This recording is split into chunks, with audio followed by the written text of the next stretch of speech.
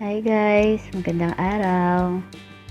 Kung makikita niyo po dito sa video, nandito na po kami sa Las Piñas City at charan, nandito na po kami sa Nomo Vista Mall.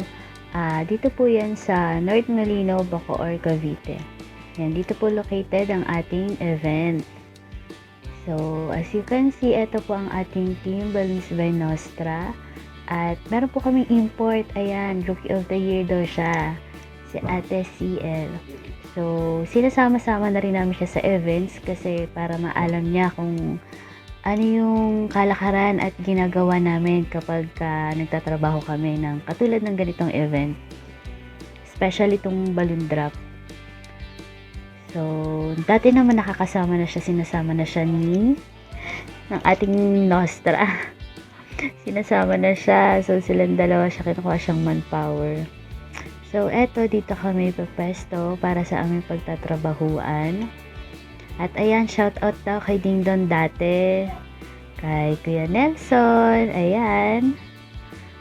At so, dito kung makikita nyo, no, ang bilis namin, di ba? Char.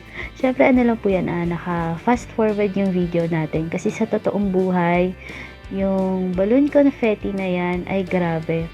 Ang sakit sa kamay at sa daliri. Sobrang matrabaho. At imagine niyo guys, 500 pieces na balloon confetti yung ginawa namin. So, hindi biro yan. Grabe yung pamanhid sa mga tip ng daliri namin. At kung makita nyo, meron pa yung additional na 500 pieces na chrome green at double stuffed na color red balloons. At nilagyan din niya ng mga stub, mga prizes.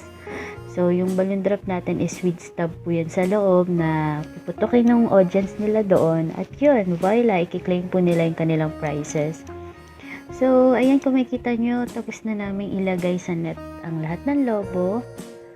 At ayan na. Dinadala na namin siya. Binibitbit nila. Di pala namin, no? Sila, binibitbit nila ngayon yung balloon cocoon. Dadalhin yan dun sa ground floor. So, kami kasi yung pwesto namin is nasa third floor po yun. At dadalhin namin siya sa first floor. Doon siya aayusin at talagyan ng tali para hilain pataas. So, ayan kung nakikita nyo, no, ang struggle. So, sa totoong buhay, ayan, kailangan talaga siyang ingatan. Fragile siya. Kasi, pagka tumama siya sa may mga matutulis na bagay is may puputok na lobo. So, ayan. Dito na kami sa second floor. Going to first floor. Diba? Hindi po biro yung pagbaballoon drop. At hindi rin biro yung pagpupuyat.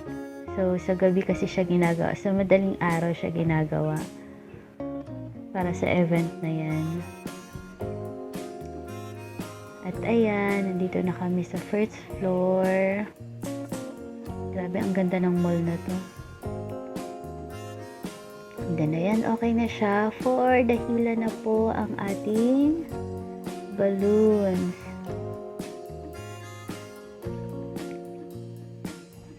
So grabe, imagine nyo, 1,000 pieces balloons po yan. With prices inside. Nakakatuwa lang, no? Kasi kung ako yung naanda na nanonood at makapik ng isang lobo na may prize. Kasi ang babongga ng prize nila dyan sa mall. So, ayan. Charan. Okay na siya. So, set na po siya dyan. Nasa 4th floor yung sa 4th floor nakapwesto yan yung ating balloon drop na yan. At ayan, here are some pics of our balloon drop. Diba? So, eto na. Ito yung actual. So, pakinggan natin yung audio, ha? 5, 4, 3, 2, 1. And inside some balloons are prizes you can win.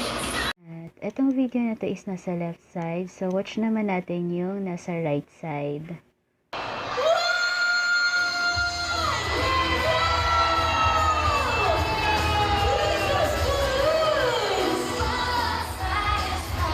And inside some of the balloons are prizes you can win. At ayun, thank you po Nomo Vista Mall for trusting us again po. So, this is the second time po na nagpa-balloon drop sila sa amin. Thank you so much. God bless.